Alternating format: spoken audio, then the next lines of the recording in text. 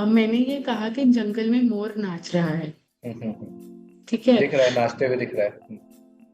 नहीं, आपको तो नहीं दिख रहा है, मुझे दिख रहा है नाचते हुए, तो आप इसे आप आपको ये कैसे पता होगा कि मेरे को जंगल में स्क्रीन मोर पे नाच रहा है? आपने फोटो रखी है तो जंगल में मोर नाच रहा है।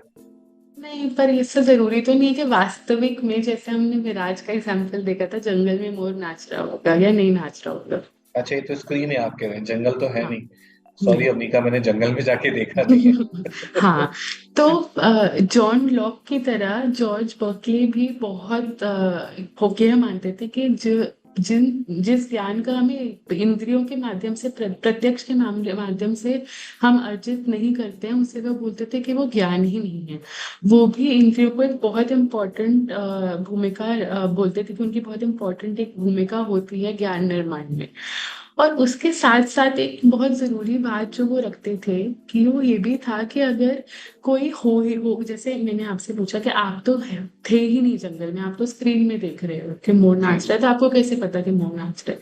तो वो ये भी बोलते थे कि जो ज्ञाता है, जो देख रहा है, जो उस प्रत्यक्ष के माध्यम से देख रहा है, महसूस कर रहा है, चख रहा है या सूंघ रहा है, अगर वो नहीं होगा तो उस वो ज्ञान सही नहीं है, वो ज्ञान, उस ज्ञान को वो ज्ञान नहीं मानेंगे। वो ये बात भी कहते थे कि हमने अपने पुराने सत्रों में भी, अगर हमारे छात्र अध्यापक थोड़ा याद करने की कोशिश करें, कि हमने तीन चीजों के बारे में बात करी थी: ज्ञाता, ज्ञान और ज्ञेय, या ज्ञाता, ज्ञेय और प्रक्रिया। तो ज्ञेय तो विषय वस्तु हो गई तो जिसके गेय बिना यानी ज्ञान हुआ नहीं कि हो सकता। जो मोर हुआ वो गेय हुआ। हाँ। मैं अगर हाँ। देखना चाहता हूँ तो मैं ज्ञाता हुआ, और जो प्रक्रिया से उसको देख पा रहा हूँ या फिर कोशिश कर रहा हूँ तो वो प्रक्रिया हुई। तो मेरा ज्ञान निर्माण हो रहा आप है। तो सीधे सीधे ये बोल रहे हैं कि मैंने देखा तभी मैं मानूं। ये तो बिल्कुल, वो और यही ज्ञान ही यही नहीं है। बर्कली।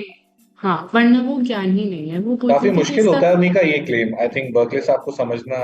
आई थिंक थोड़ा इन सा चारों उनको की बात मुश्किल। करें तो थोड़ा सा मुश्किल है समझना कि। एक और मैं आपके एग्जाम्पल अगर रखूं, मान लीजिए कि धरती पर कोई भी इंसान नहीं है, हम्म, तो क्या ज्ञान नहीं है या ज्ञान है?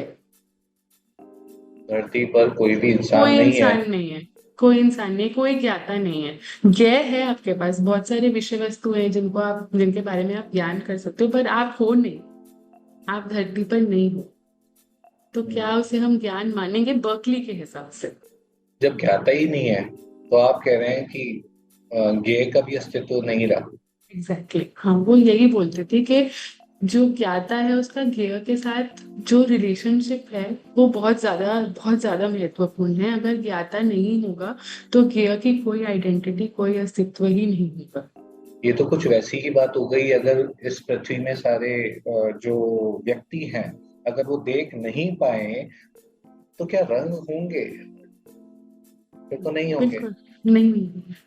यानी आई थिंक मैं अभी भी कह रहा हूँ कि ये जो बर्कले साहब को जो हम डिस्कस कर रहे हैं, ये सीधे सीधे ये कर रहे हैं कि जो जो बाहरी जो दुनिया है वो ज्ञाता से स्वतंत्र नहीं है। आई हाँ, थिंक मैं देख पा इनके रहा हूँ। काफी सारे वो ये भी जो उन्होंने बातें बोली, ये एक पॉइंट इन टाइम में बोली थी। उसके बाद इनके ऊपर काफी सारे क्रिटिसिजम्स भी आए हैं कि क्या अगर मैंने बाहर एक पेड़ नहीं देखा तो क्या इसका मतलब ये है कि वो पेड़ नहीं है?